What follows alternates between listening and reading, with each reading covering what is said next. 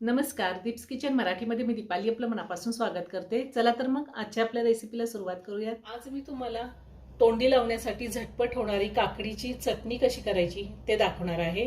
तर काकडीची चटणी करण्यासाठी मी इथे ह्या साईजच्या 2 काकड्या घेतल्यात। काकडी स्वच्छ धुवून त्याची सालं काढून कट करून घेतलेली आहे। मुठभर कोथिंबीर घेतली, एक अगदी लहान साईजचा टोमॅटो घेतलेला आहे कट करून, 2 हिरव्या मिरच्या, 4 लसणाच्या पाकळ्या आणि लिंबू घेतले अर्ध। लिंबू लहान होतं म्हणून मी अर्ध घेतले, तुम्ही 1 चमचा लिंबाचा रस घेतला तरीही चालेल।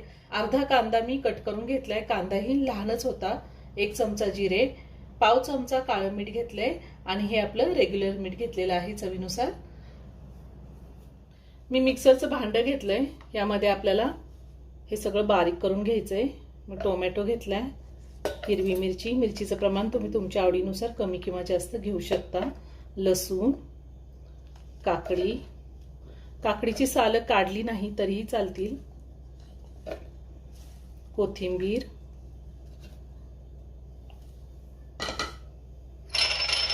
कांदा, काळं मीठ, यातले अर्धे जिरे मी आता घालणार आहे, अर्धे मी फोडणीसाठी ठेवले।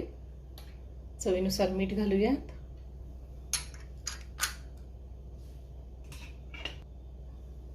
आणि लिंबाचा रस।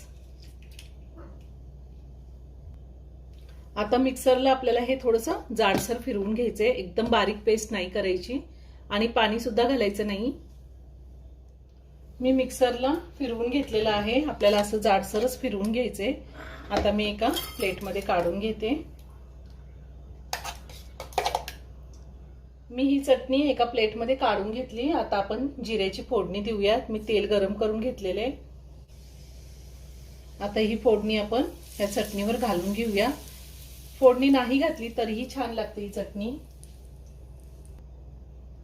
तर जेवताना तोंडी लावण्यासाठी झटपट अशी काकडीची चटणी तयार करून झालेली, खूप छान लागते। तुम्ही एकदा नक्की करून पहा। व्हिडिओ जर आवडला तर व्हिडिओला लाईक आणि शेअर करायला विसरू नका। रेसिपी आवडली असेल तर कमेंट करून नक्की कळवा। पुन्हा भेटूया अशाच एका छानशा साध्या आणि सोप्या रेसिपी बरोबर। धन्यवाद।